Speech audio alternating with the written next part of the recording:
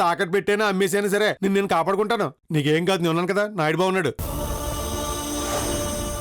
నేను నిన్ను కాపాడుకుంటానా? నా ప్రాణాలు పోయినా కాపాడుకుంటానా? ఇప్పుడే వస్తాను నాయుడు బావా.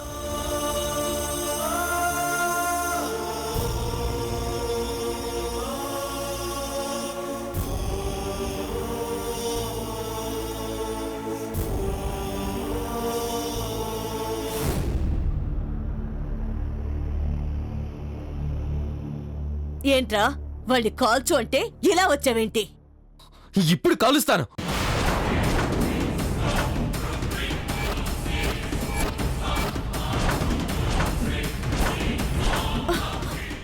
ఒరే, ఏం చేస్తున్నావురా?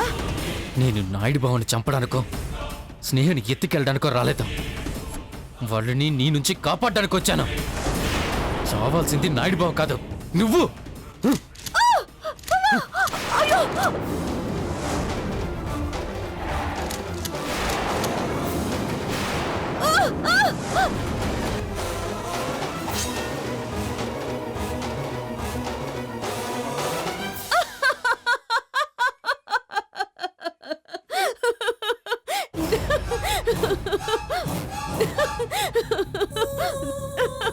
అయ్యో అయ్యో, నువ్వెంత ట్రై చేసినా, నువ్వెన్నిసార్లు ట్రిగ్గర్ నొక్కినా నన్ను చంపలేవురా.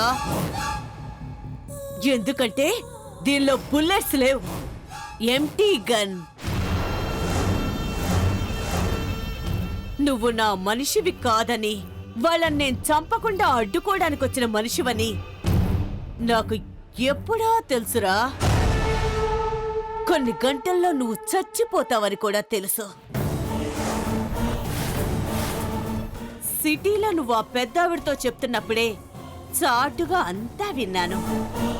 తెలిసి ఇదంతా ఎందుకు చేస్తున్నానంటే నన్ను మోసం చేసి నిన్ను టెన్షన్ పెట్టడానికి. టెన్షన్ పడితే నీ చావు ఇంకాస్త ముందుకొస్తుంది కదా, కాస్త త్వరగా చచ్చిపోతావు. మీరసలు మనుషులేనా?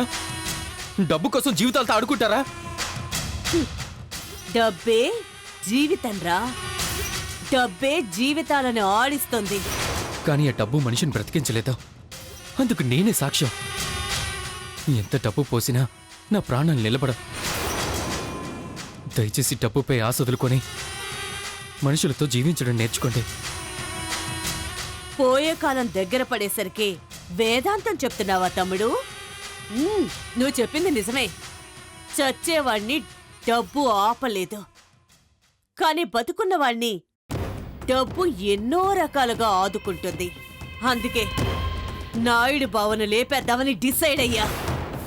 నేనుండగా నాయుడు బాబుపై బుల్లెట్ కాదు కదా, ఈగ కూడా వాలనివ్వనా. నీ చావును నువ్వే ఆపుకోలేకపోతున్నావు, ఇక వాడి చావును ఆపుతావా? మిగిలిన నా ప్రాణాలు అడ్డేసైనా ఆపుతాను. అమ్మా, అలాంటి వాళ్ళది నిజమైన ప్రేమ కాదు, అది వ్యామోహం.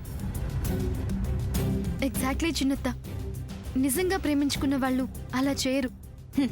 ఎంత మనసు విరిగిపోతే కన్న కూతుర్ని పట్టుకొని మా దృష్టిలో చచ్చిపోయా ఉంటుందా తల్లి? అది సరే అమ్మా, తన కూతురుతో తన మాట అనేటప్పుడు ఆమె మాటల్లో వ్యథ, కళ్ళల్లో బాధ గమనించావమ్మా?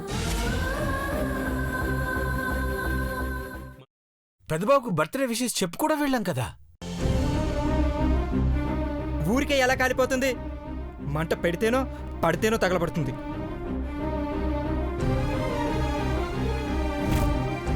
కరెక్ట్ చిన్నబాబు, నీకొచ్చినట్టే నాకు డౌట్ వచ్చింది.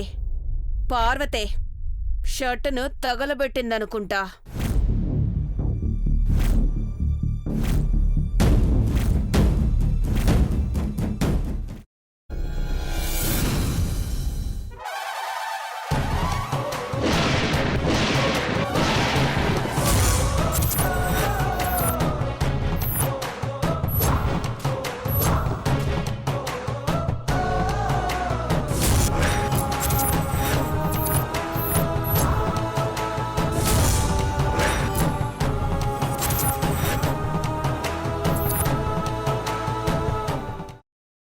తర్వాత పొట్టు తీసేసి చాప్ చేసి పక్కన పెట్టుకోవాలి.